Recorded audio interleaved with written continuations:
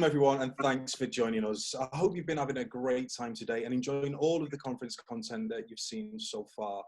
Right now, I'm massively grateful to be joined by our 5 panelists to discuss the LGBTQ+ BAME, or BAME for some, experience. So, BAME, or BAME as others sometimes use, is a term long used in the UK to refer to Black, Asian and minority ethnicity people. Its origin derives from political blackness, an idea that various ethnic groups united behind to fight against discrimination in the 1970s. And the purpose of today's panel is to explore what it means to be a member of the LGBTQ+ BAME communities in modern society, and to provide practical guidance on how we can all come together and better support each other.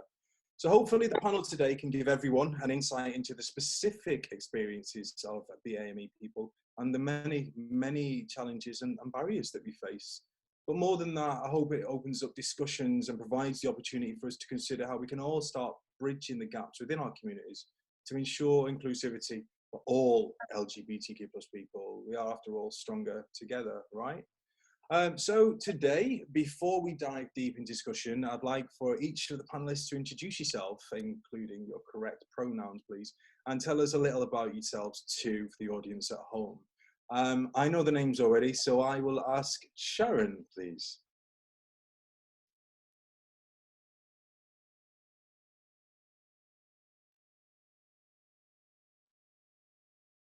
Sorry, I was muted, so I'm going to start again. Great. Anyway. Sharon, please. Oh. So, yeah, let's do this again. So, my name is Sharon Dhaliwal. I'm editor of a South Asian magazine called Burnt Roti. I'm also the director of Middlesex Pride, and such as Oakware Cupid, which is a speed date night. I'm also a writer and a journalist. And did I say my pronouns are she and her? Thank you, Sharon. Jay Sky. Thank you, Mark. So my name is Jay Sky. I am 32 years old. I'm from Manchester. I am the showbiz correspondent for BBC Radio Manchester, and I was a host on the Channel 4 show Naked Beach, which set out to help people learn to love themselves no matter their shape or size. I'm also a singer and a songwriter. Brilliant. And what's the correct pronoun to use for you? You can call me anything. You can call me he, she, and yeah, I'm not fussy. Okay, thank you, Jay Sky. Ben. Hello, my name is Ben Hunt. I'm the BBC's LGBT correspondent. I always say that I'm the youngest, blackest and gayest correspondent the BBC News has ever had. So it's very good. Yes, time to change it. So yes, it's very good to be here, and I am here. Thank you. Chloe. Hi, my name is Chloe Cousins. My pronouns are she and her. I'm an LGBT youth worker at the Proud Trust. I run our project for young people of colour there. And I'm also the main organiser for Rainbow Noir, which is a group for LGBTQI people of colour in Manchester. We just turned 7. Jay Sky performed at our birthday. Yeah, it was great. So kind of giving a space and platform for communities in and around Manchester. And creating spaces for people to find community. Brilliant. And we had your pronoun already. Thank you, Chloe. And Darren. Hi, my name is Darren Pritchard, he, him. I wear a few hats. One of my hats is Artistic Director of Darren Pritchard Dance, which is a national and international touring dance company. I'm also co-artistic director of Black Gold Arts Festival, one of the UK's only arts festival that focuses on cutie pop community and POC females. My next hat is a Vogue mother of a housing association in the north. So that is a combination of Rainbow House of Noir, House of Flavour in Leeds, and House of Babs in Birmingham. And they all come from grassroots organisations like Rainbow Noir and Unmuted and Our Space. And yeah, and I also founded the kind of Black Pride activities that happened last year with a Black Pride Row Ball and also a film event with Ricky Beadle Blair and his mum Monica. You did indeed. Darren's been busy, good Lord. I know, wow, right? So thank you all for your intros and for being part of this conversation. I'm just going to dive in. I know we've got limited time today, and there are a number of questions that have been tasked to make sure that we can explore or get the time to. First up, we're going to explore some of the personal stories of each of you. You know, how would you define your experience as an LGBTQ plus person of colour? I'm going to go to Ben first. It's been a mixed bag. There's good times, there's bad times. I think if I look personally, it's been a very interesting journey that I've taken. If I look at the people that I grew up with who were Black and gay, or people of colour and gay, I've actually lost the majority of them. So the most recent was just a few weeks ago, a person who took his life. So when I actually look at my school, for instance, I think I am one of the only surviving people that is of our experience that is, still here. So it's been challenging. It's been a real challenge. I'm very fortunate in that my parents are supportive. I have a partner, I have a puppy. So things have been quite positive for me in recent years. But yeah, I really had a tough start, really tough start. And I suppose that's why I'm trying to do what I do now in terms of representation. I very quickly realized early on in getting this role that the biggest impact I could make wouldn't necessarily be the stories that I do, but it is more about the visual representation of actually platforming Black gay man's experience of actually being successful within a certain industry that is very old, white, privileged. So yeah, coming from a very working class council house background, it's very good to be here, and it's good to still be here. So yeah, mixed bag. Yeah, it is. Thank you, Ben. Over to you, Sharon. Same question, really. What would you say that? How would you define your experience as an LGBTQ plus person of colour? Yeah, I find it interesting. I think most of the definition that comes with being a person of colour and in the LGBT community comes from my family more than anything. So I think the biggest thing that I've had to deal with is, well, what's really defined the experience for me, I guess, is reactions from family, and it's not just these that are far away that you never hear about, they have an opinion on you. That's kind of had an effect on my life more than actually being in the community. And I guess it's things like creating those kind of safe spaces for people from like as much as I can from now on. So that's one of the things that my magazine tries to do, is trying to like give that visibility to say that, you know, there may be kind of fight back or pushback from people in the families that you're in, but you know, we still exist in this visibility. So I think there's that whole, I think for me it's got a lot to do with family. Okay, thank you. How about you, Chloe? I feel like my experience has been pretty smooth, to be honest. Like, I look back and think now, oh, I really craved, like I really needed other people of colour around me to kind of affirm bits of myself that I probably pushed down or tried not to think about. I think a lot of people of colour who are LGBT have experienced kind of trying to assimilate into whiteness to feel accepted and to feel like you can kind of pass through spaces without huge attention. And so I feel like as a young person, I wasn't conscious that I was doing that. And as I grew older and kind of got into spaces more where they were created for LGBT people of colour, I really thought, wow, this is very different to how I felt as a 15-year-old with all these kind of white friends, and pushing aside my Black identity, the way I spoke, straightening my hair. So I feel like there was lots of kind of trying to fit in, and I feel like a lot of that kind of was me pushing away my Blackness, I think.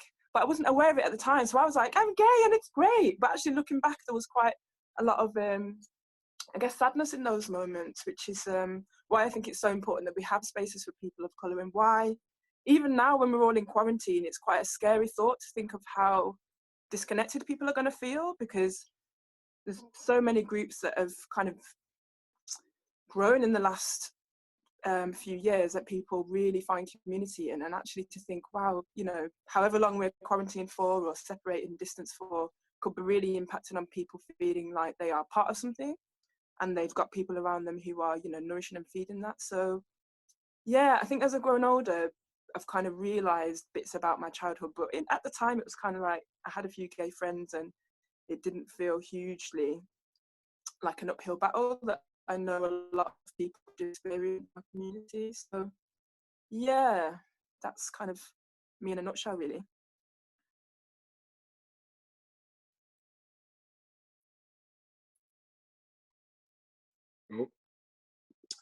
It's probably good if I was unmuted. Yeah, so Jay Sky, how would you define your experience as an LGBTQ plus person of colour?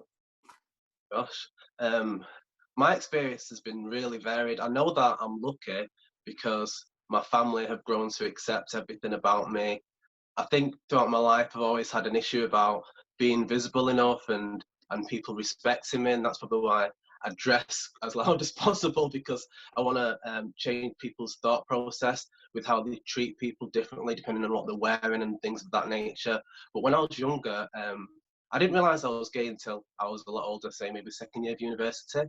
So it took me a while to come to terms and accept that, and then had to then re-find a group of friends. But we lived in Whitefield from the age of 2 onwards, so a lot of my friends, I was the only black person in my group of friends. So just to be clear, Whitefield is a place. Whitefield is not a sector of society there, is it? No, it's a place. It's a place called Whitefield. Initially, I was born in Old Trafford, but my brother got into a gang, and all of the parents got together and said they were going to split the kids up because they were getting into trouble. And my parents decided to take us to Whitefield, which was a good idea because all of the people in that gang, except for my brother, ended up in jail or dead. So they made the right decision. But for us, it meant that we were literally pioneers in this town. There was no other black people. Right.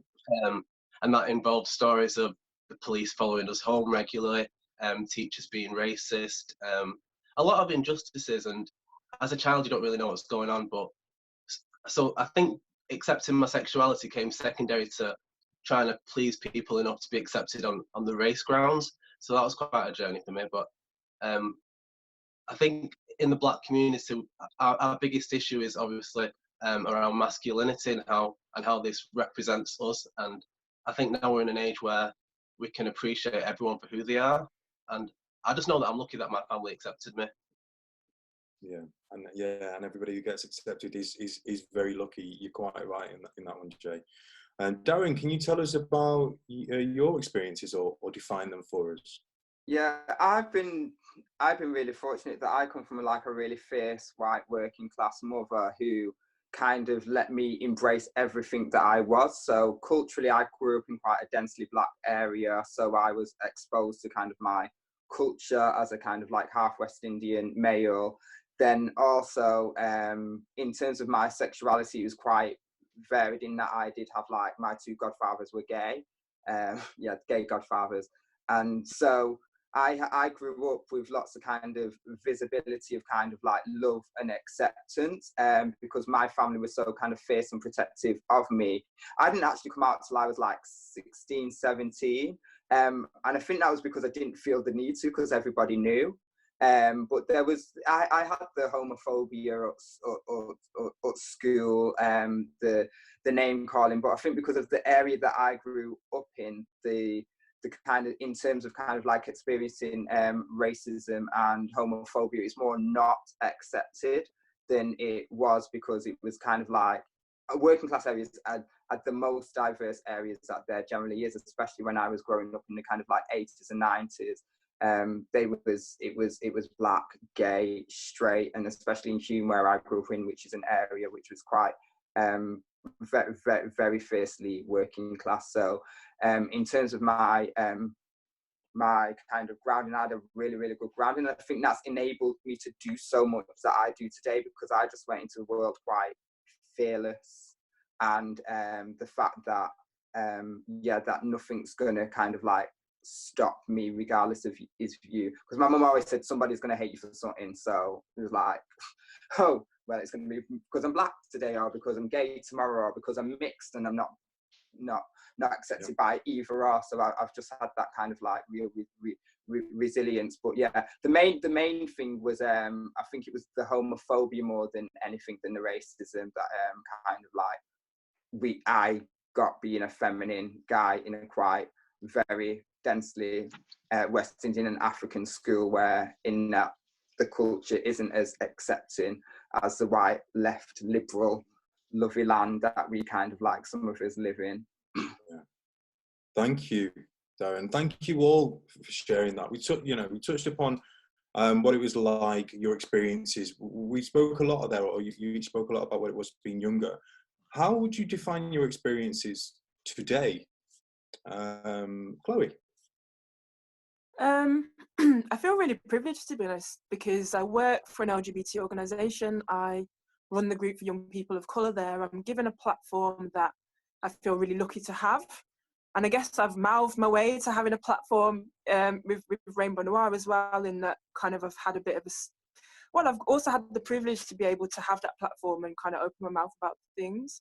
So I feel like visibility is so important, and I think that's one of the most joyous bits about my role, that as a queer, mixed race, Black woman, that I can talk about that, and that's part of my job to talk about that. And I've kind of made it my volunteer space as well to be as visible as I can be and kind of platform other people too. So at the moment, my biggest thing is kind of how can I raise that platform for other people, or how can we use that platform to make life better for those who aren't so privileged to say, well, I can walk around the street and tell everybody that I'm gay because that's my job, or certain privileges that I have allow me to do that safely. So I feel really connected. Actually, Manchester's buzzing with things happening. You know, Darren's doing absolute bits, J Sky. You know, there's so many things that I feel like you can connect to in the city that have allowed me to really feel safe in who I am and to really celebrate who I am. So I feel really privileged to be in a space where all of my identities are on the table, and I'm lucky that I'm not in a position where any of that jeopardizes my safety at work or my safety generally. So I feel like, yeah, I'm in a good place, but I want to use that to help others who I know that can't say that. Thank you, Chloe. It's quite right. You know, it's so refreshing and nice to hear you recognizing your privilege and what that is and what it's enabling you to do, and that you feel confident. You know, I'm talking to a bunch of fearless, passionate, expressive individuals here, but I don't think it's the shared experience of every LGBTQ plus person of colour in Manchester. I certainly know that some of us here have had negative experiences. I have personally. Ben, would you mind me asking you about the, any negative experiences that you've had, and what that was like? Well, if we're talking negative experiences, I mean, the list is long, but I think intersectionality has got to a point where actually there are so many microaggressions, there are so many macroaggressions, there are just things you experience on a day-to-day basis that you kind of block out in a hope that you can just kind of get on about your day and like continue with your business, that it's hard to kind of recall a specific one. But Manchester Pride for me last year was a really interesting experience because it was such a positive time for a lot of my friends. But very quickly I noticed that there were certain microaggressions I was noticing playing out in certain bars, for instance, where I wasn't being served and my white friends were being served before me, or having my bags checked when I was going into certain areas. And it got to the point because I'm in an interracial relationship. So as a result, when my partner starts to get offended on my behalf, that's when I know that something is wrong. Because he's like, if he is starting to notice that, to the point that I wouldn't even get annoyed by things, but he would just be like, wow, they're really stopping you again. Or wow, it's really taking a long time for you to be served. And then when he then tries to like jump into a bar, for instance, and like get served in front of me, and then the person reaches over me to him to serve him before me, it's like, wow, racism is actually real. So yeah, it's that kind of experience. But I think I'm still very blessed in that there are certain privileges that I hold that others don't. For instance, I do have money. I'm in a very stable position. I'm in a very stable job, so I can kind of buy my way through it that way. I sound a certain way, and as a result, that kind of buys me certain privileges. But yeah, racism is real, and I think especially when you're adding homophobia on top of that, it is a real experience. Yeah, It really is. Thank you, Ben. And what would you say, of some of those experiences that we, that have been touched on there, and that we felt, or maybe you've not shared yet? What would you say the key barriers or issues facing LGBTQ plus people of colour? Sharon.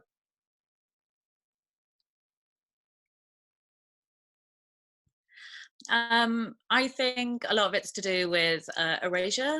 A lot of it's to do with when people of colour within the LGBTQ plus community talk about moments that they've experienced racism, a lot of the time it's erased from conversations. A lot of the time it's not taken seriously. That whole conversation about using the race card is brought back in. So this is within like any community really, and I think the most kind of like painful and hurtful thing is you want to be involved in this community so much because it means so much to you, but when you get that kind of erasure that you get when you face racism from white people who are straight, and then you get it in the LGBTQ plus community as well, it's very unsettling. It's very difficult to then find somewhere to place yourself. You just don't know where you suddenly belong, I guess. Yeah, you're quite right. I mean, when we've spoken about some of the LGBTQ plus safe spaces, again, just picking up on what you've said there, Ben, what do you, I guess this is for you because you referenced some of the experiences you've had with businesses. What would be your advice to businesses and organisations looking to ensure that people like us and our experiences are being represented and understood?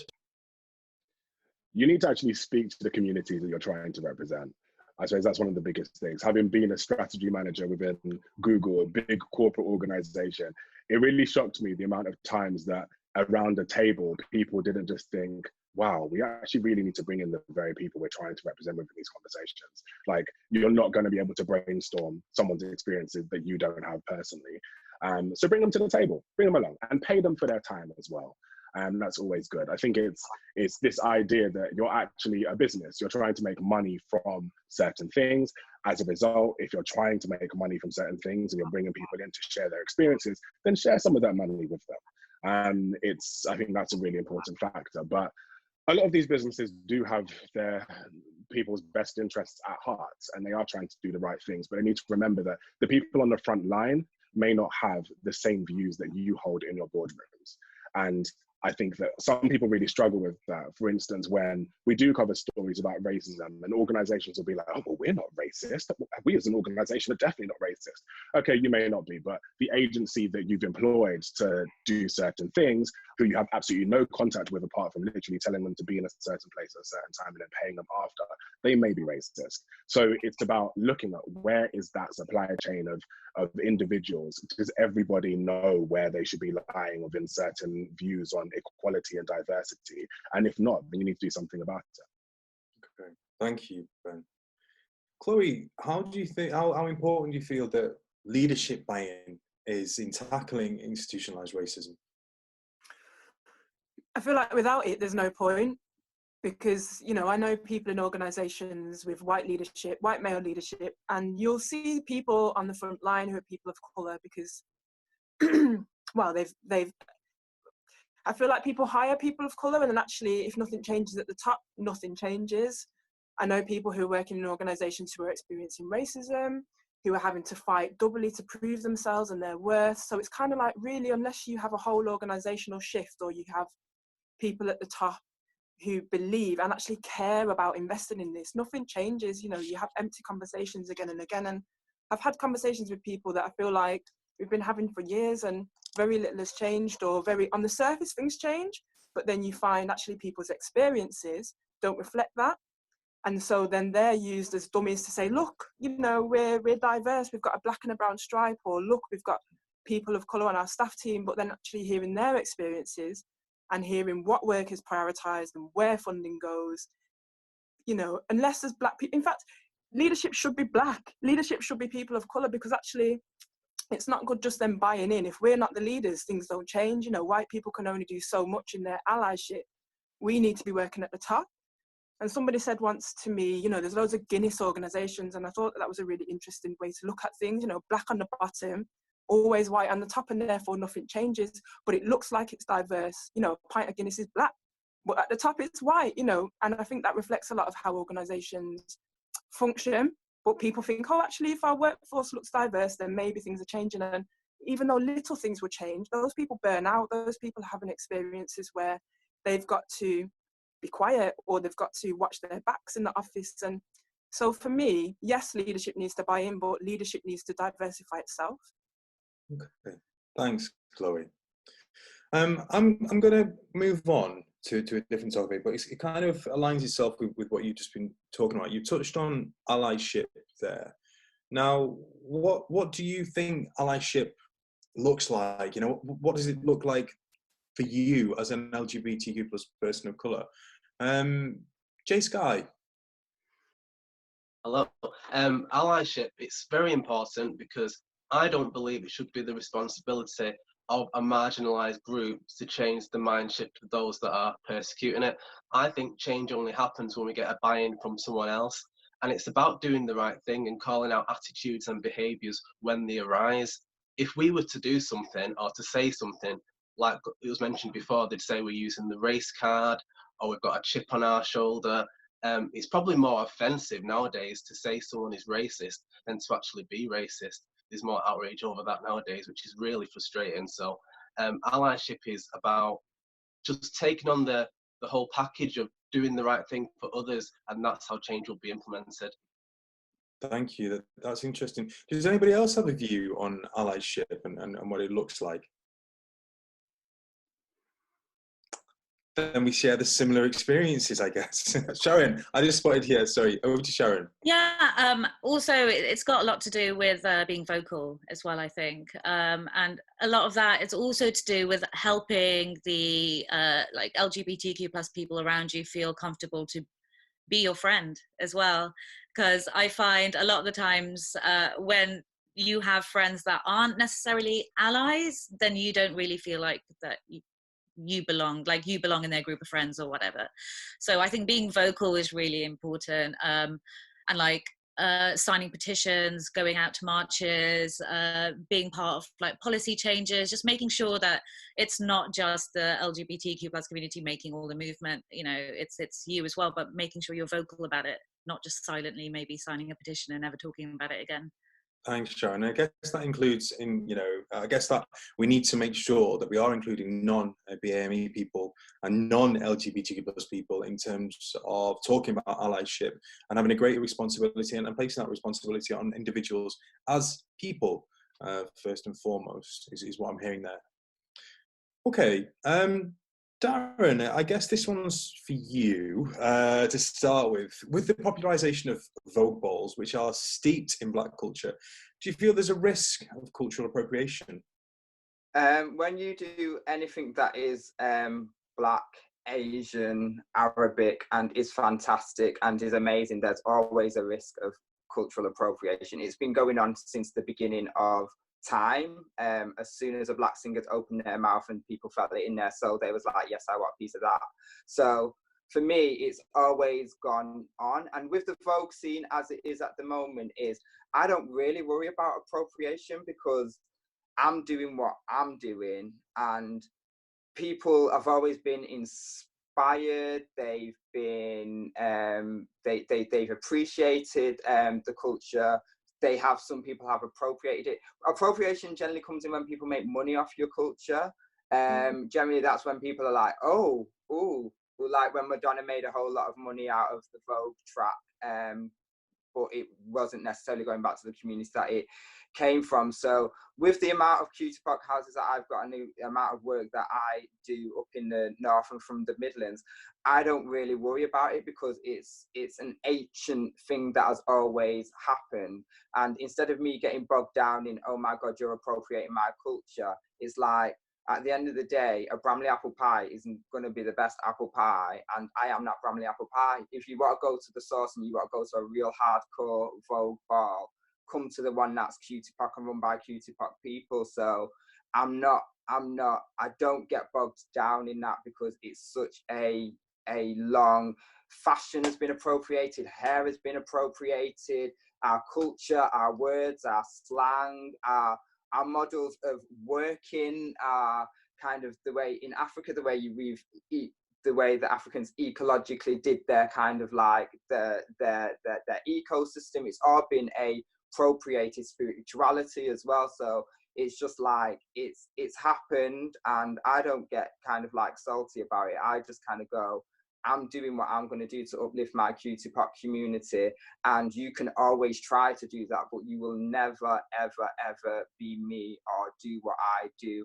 And I take solace and pride in what I do. So I'm just like, I'm not bothered. Thank you, Dan. It's a lot of passion you've got there coming out, man. Thank you. Listen, how do you think businesses and organisations can ensure then that their efforts for inclusion with regards to people like us avoid being tokenistic? Chloe? I think they have to care.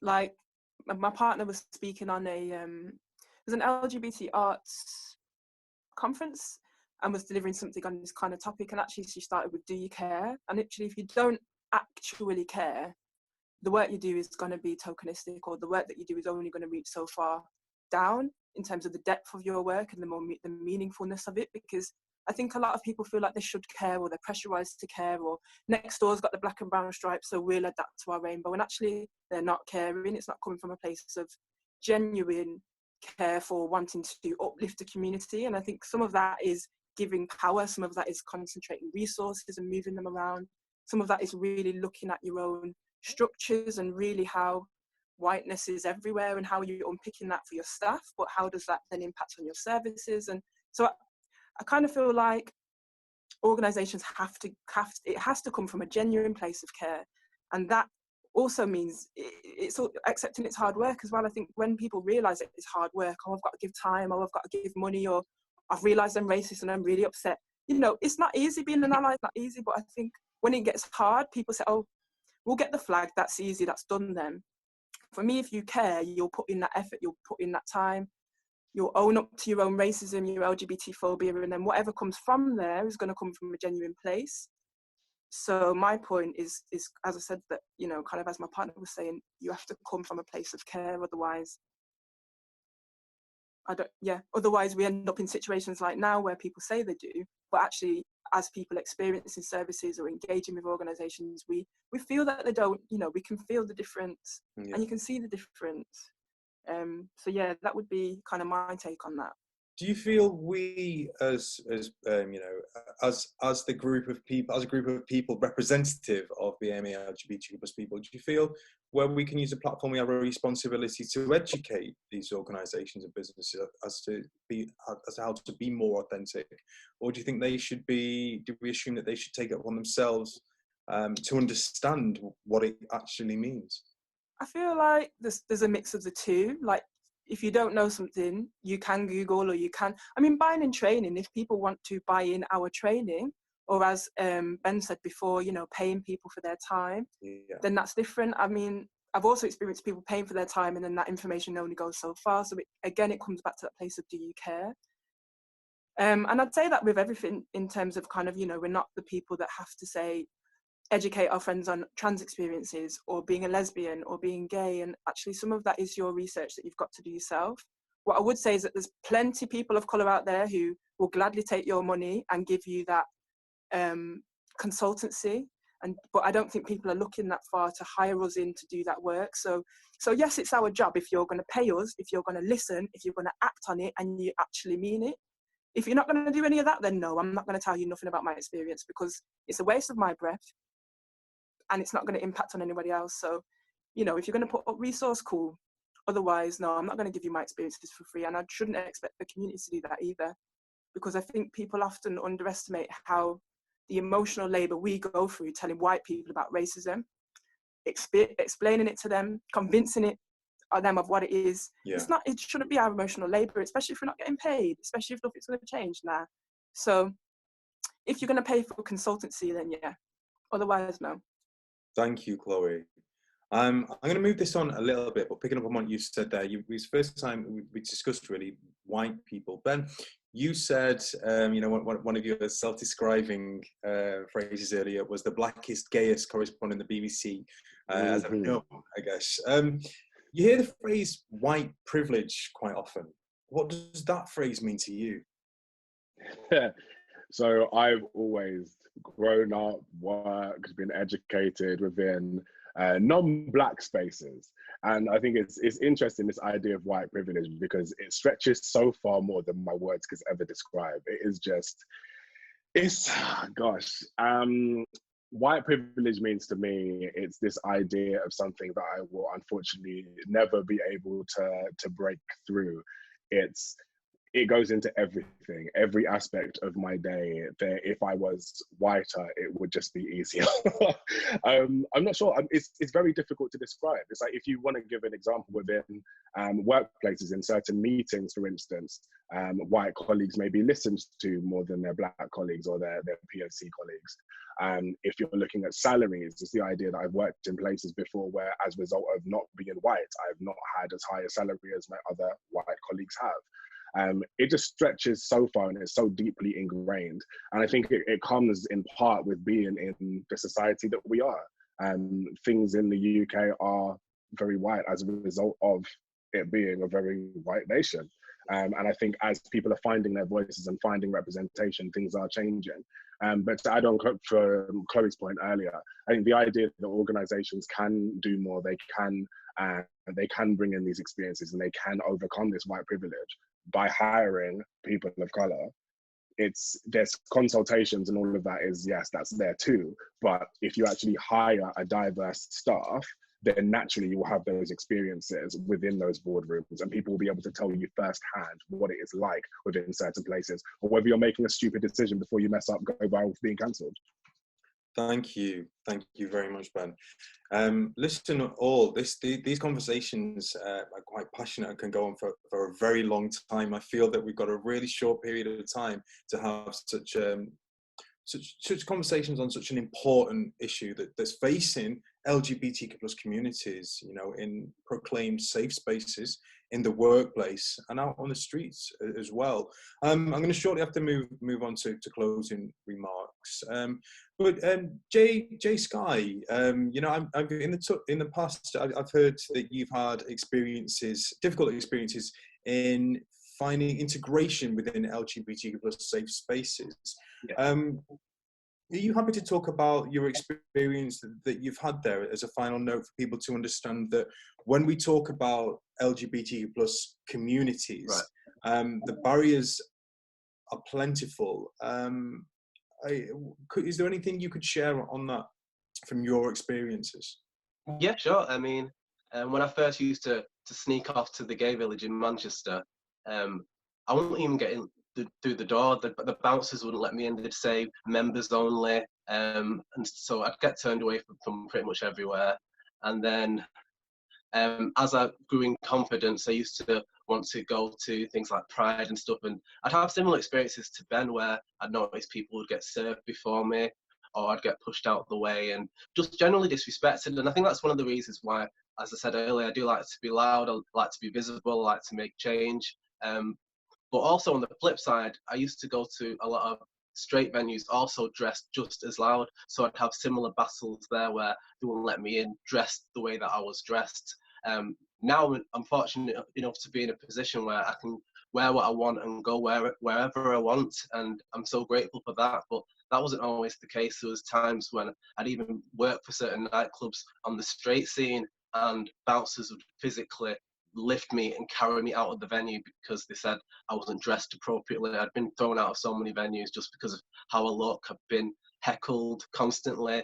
I still get it now, but I think the more I see injustice happen to me, the more I feel it's my obligation to do something about it. And there's only so much it can happen.